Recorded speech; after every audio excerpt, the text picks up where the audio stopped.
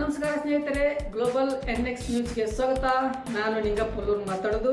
ಬನ್ನಿ ಫ್ರೆಂಡ್ಸ್, ಕೊಯ್ದಿಲ್ಲ ಗೀಚಿಲ್ಲ ಕೊಡ್ದಿಲ್ಲ ಸುದ್ದಿಯನ್ನಾಗಿ ನಿಮಗೆ ನೇರವಾಗಿ ತಲುಪಿಸುತ್ತೇನೆ. ಬನ್ನಿ ವಿಡಿಯೋದಲ್ಲಿ ಮುಂದುವರೋಣ. ಇರಾನ್ ಮತ್ತು ಅಮೆರಿಕ ನಡುವಿನ ಈ ಯುದ್ಧ ಈಗ ಮತ್ತೊಂದು ಸ್ಫೋಟದ ಹಂತಕ್ಕೆ ತಲುಪಿದೆ. ಅಮೆರಿಕದ ಅತ್ಯಾಧುನಿಕ F-15 ಯುದ್ಧ ವಿಮಾನವನ್ನು ಇರಾನ್ ಪಡೆದು ಉರುಳಿಸಿದೆ ಎಂಬ ಸುದ್ದಿ ಜಗತ್ತನ್ನೇ ಬೆಚ್ಚಿ ಬೀಳಿಸಿದೆ. ಆದರೆ ಈ ದಾಳಿಯ ಹಿಂದೆ ಚೀನಾ ರಹಸ್ಯ ಹಸ್ತವಿದೆಯೇ?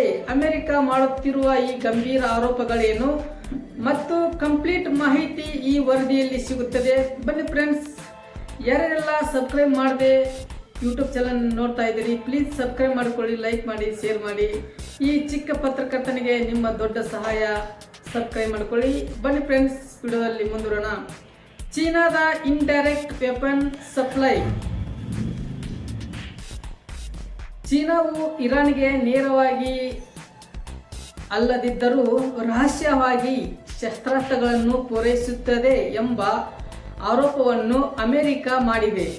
ಹಡಗುಗಳಲ್ಲಿ ಬರುವ ಕಂಟೈನರ್ಗಳ ಮೇಲೆ ತರಕಾರಿ ಅಥವಾ ಆಟೋಮೊಬೈಲ್ಸ್ ಬಿಡಿಭಾಗಗಳು ಎಂದು ಬರೆದು ಒಳಗೆ ಮಾರಕ ಕ್ಷಿಪಣಿಗಳನ್ನು ಕಳಿಸಲಾಗುತ್ತದೆ.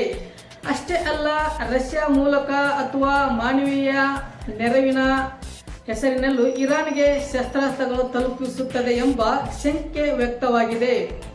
ನೋಡಿ, ಇದು F-15 ಪತನಕ್ಕೆ ಕಾರಣವಾಯಿತ ಹೀಟ್ ಸೀಕಿಂಗ್ ಮಿಸೈಲ್. ಇದು ಅಮೆರಿಕದ F-15 ವಿಮಾನವನ್ನು ಹೊಡೆದುರುಳಿಸಿರುವ ಇರಾನ್ ಸೈನಿಕರು ಬಳಸಿದ್ದ ಚೀನಾ ಮೂಲದ shoulder mounted heat seeking missile. ಈ ಕ್ಷಿಪಣಿಗಳು ಯುದ್ಧ ವಿಮಾನದ ಇಂಜಿನ್ನಿಂದ ಹೊರಬರುವ ಅತಿಯಾದ ಶಾಖವನ್ನು ಪತ್ತೆ ಹಚ್ಚುತ್ತದೆ, ಬೆನ್ನು ತಟ್ಟುತ್ತದೆ. ಪೈಲಟ್ ಎಷ್ಟೇ ಕಸರತ್ತು ಮಾಡಿದರೂ ಈ ಮಿಸೈಲ್ನಿಂದ ತಪ್ಪಿಸಿಕೊಳ್ಳುವುದು ಅಸಾಧ್ಯ ಎಂಬ ತಂತ್ರಜ್ಞಾನವನ್ನು ಚೀನಾ ಇರಾನ್ಗೆ ನೀಡಿದೆ ಎನ್ನಲಾಗಿದೆ. ಮತ್ತು ಏರ್ ಡಿಫೆನ್ಸ್ ಸಿಸ್ಟಮ್ ಮತ್ತು 8 ಸೆಕೆಂಡ್ ನಿಯಮ ದಾಟಿದರೆ ರೂಲ್ಸ್. ಇದೇನೆಂದರೆ, ಯುದ್ಧದ ಸಮಯದಲ್ಲಿ ಶತ್ರುವಿನ ವಿಮಾನ ಅಥವಾ ಮಿಸೈಲ್ ಮಾಹಿತಿ ತಿಳಿದ ತಕ್ಷಣ ಕೇವಲ 8 ಸೆಕೆಂಡ್ಗಳ ಒಳಗಡೆ ನಿರ್ಧಾರ ತೆಗೆದುಕೊಳ್ಳಬೇಕಾಗುತ್ತದೆ. 20 ಸೆಕೆಂಡ್ ಮೀರಿದರೆ ಏರ್ ಡಿಫೆನ್ಸ್ ಸಿಸ್ಟಮ್ ಫೇಲ್ ಆದಂತೆ ಲೆಕ್ಕ.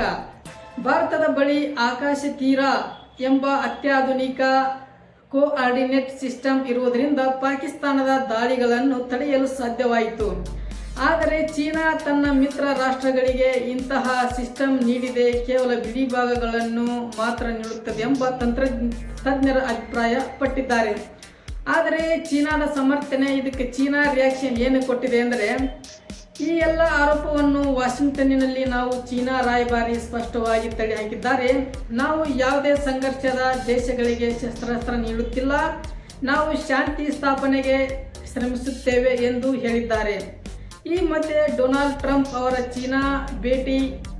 ಚೀನಾ ರಾಯಭಾರಿ ಭೇಟಿಯು ಮುಂದೂಡಲ್ಪಟ್ಟಿದೆ, ಏಕೆಂದರೆ ಜಿಯೋಪೊಲಿಟಿಕಲ್ ಸಂಘರ್ಷ ತೀವ್ರಗೊಳ್ಳುತ್ತದೆ ಎಂಬ ಕಾರಣದಿಂದಾಗಿ.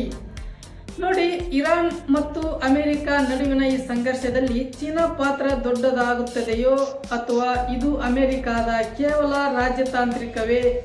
ಈ ಬಗ್ಗೆ ನಿಮ್ಮ ಅನಿಸಿಕೆ ಏನು? ಮತ್ತು ಸುದ್ದಿಗಳಿಗಾಗಿ ಗ್ಲೋಬಲ್ NX ನ್ಯೂಸ್ ಸಬ್ಸ್ಕ್ರೈಬ್ ಮಾಡಿಕೊಳ್ಳಿ, ಶೇರ್ ಮಾಡಿ. ಬನ್ನಿ ಫ್ರೆಂಡ್ಸ್, ಇನ್ನು ನೆಕ್ಸ್ಟ್ ವಿಡಿಯೋದಲ್ಲಿ ಸಿಗೋಣ, ಮುಂದೆ ಭೇಟಿ ಆಗೋಣ. ಧನ್ಯವಾದಗಳು.